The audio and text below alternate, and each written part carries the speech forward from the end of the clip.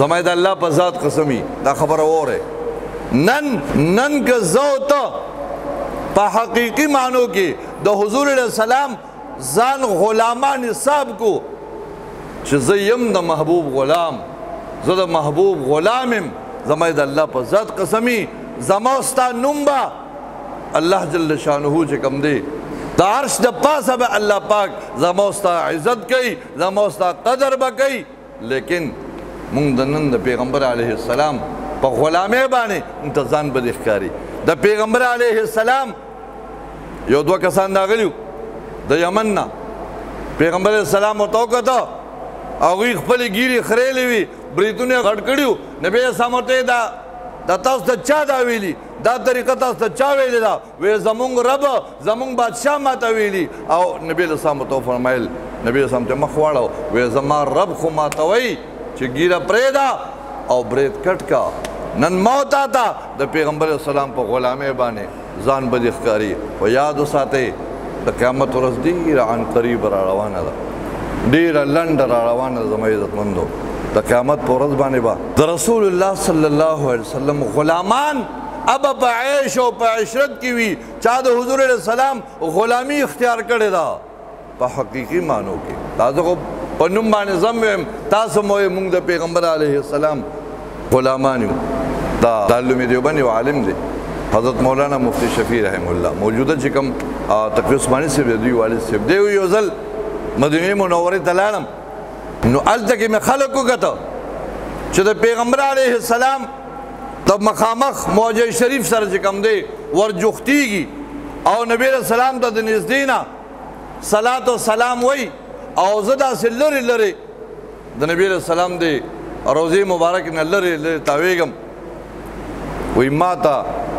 زړه کې راغله دا خبره لږ غور سره اورئ وی زړه کې راغله وی مې چې مفتی شفیع څومره بدقسمت دی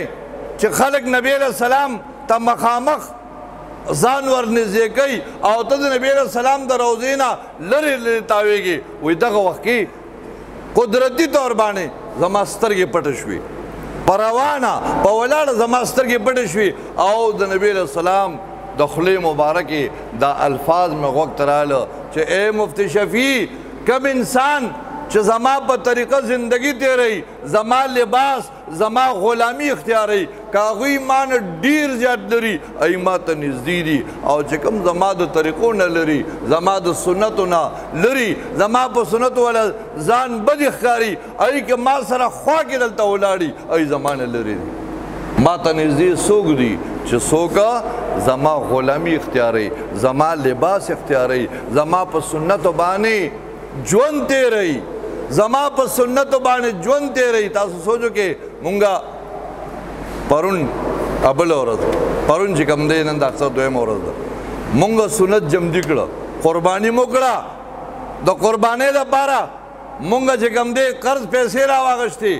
هغې دپاره مونږه قرباني وکړه لیکن د پیغمبر علیه السلام چې کومې طریقې دي د پیغمبر علیه السلام چې کوم سنت دي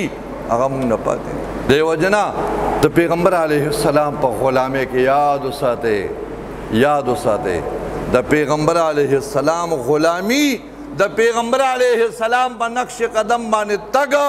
دا د دواړو جهانو د بادشاهۍ نه یو بهترین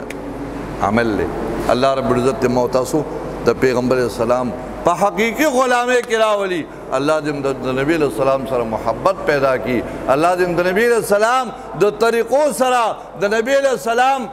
د ویښتو مبارکو سره د نبی علیه السلام د ګیرې مبارک سره الله محبت پیدا کی